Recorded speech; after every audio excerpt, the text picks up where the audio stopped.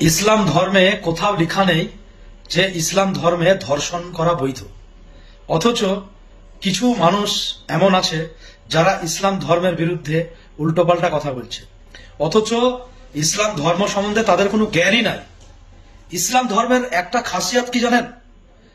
সব ধর্ম বলে চুরি করো না, চুরি করা মহাপাপ, কিন্তু ইসলাম ধর্ম মানুষকে দেখিয়ে দেয় সেই রাস্তা যে রাস্তায় গেলে মানুষ চুরি করবে না। কি বলুন তো? ইসলামে জাকাত নামে একটা প্রথা আছে। প্রত্যেক ধনী ব্যক্তি তার সম্পদের 2.5% গরিবদের মধ্যে বিলিয়ে দিবে, এবং এটা যদি করা হয় যারা না খেয়ে থাকে তারা খেতে পাবে।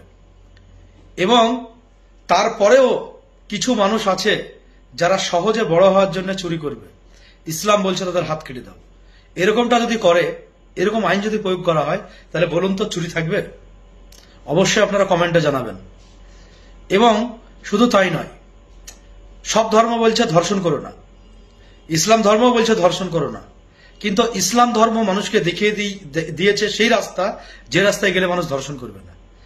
প্রত্যেকটা নর এবং নারী, ছেলে এবং মেয়ে, আল্লাহ বলেছে তোমরা যখন রাস্তা দিয়ে যাও তোমরা একে অপরের দিকে খারাপ দৃষ্টিতে তাকাবে না। ছেলে এবং মেয়ে দৃষ্টি নিচু করে হাঁটো এবং পর্দায় থাকো। ছেলেদের পর্দা কি? নাভি থেকে পায়ের গোড়ালির উপর পর্যন্ত, মানে হাঁটু ঢাকা থাকবে, নাভি ঢাকা থাকবে, এটা হচ্ছে ছেলেদের পর্দা।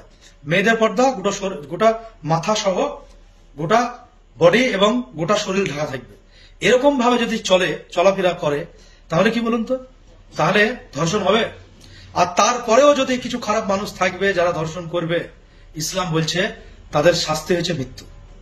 এই হচ্ছে ইসলাম। ইসলাম কখনো ধর্ষণকে বৈধ বলে না। ইসলাম ধর্মে কোথাও লেখা নেই যে ধর্ষণ হচ্ছে বৈধ। আর মুসলিম ভাইদেরকে বলছে উত্তেজিত হবেন না, এরা ফাঁদ পেতে রেখেছে। মানে এইসব কথা বলবে, আপনারা উত্তেজিত হবেন, ঝামেলা সৃষ্টি করবেন এবং আপনাদেরকে ক্রিমিনাল কেসে ঢোকানো হবে। সুতরাং এইরকম ক্রিমিনাল অ্যাক্টিভিটি যারা করছে, সংবিধান তাদেরকে ক্ষমা করবে না। এর জন্য আইন আছে, বিএনএস 299, ভারতীয় ন্যায় সংহিতা 299 অনুযায়ী যদি কোনো ব্যক্তি কোনো ধর্মকে ছোট করে বা কোনো ধর্মের ব্যাপারে কুরুচিকর কথা বলে, কোনো ধর্মকে ছোট করার উদ্দেশ্যে কিছু করে বা বলে, তাহলে সেটা ভারতীয় ন্যায় সংহিতা বিএনএস 299 অনুযায়ী এফআইআর হবে তার বিরুদ্ধে। এবং এই যে ধারাটা, এই ধারাটা হচ্ছে নন বেলেবল, মানে এখানে জামিন অযোগ্য ধারা। সুতরাং যারা এইরকম মানে ধর্মকে ছোট করার উদ্দেশ্যে কিছু বলবে বা কিছু করবে, তাদের বিরুদ্ধে এফআইআর করুন দলে দলে, বিএনএস 299 ধারা অনুযায়ী। ধন্যবাদ।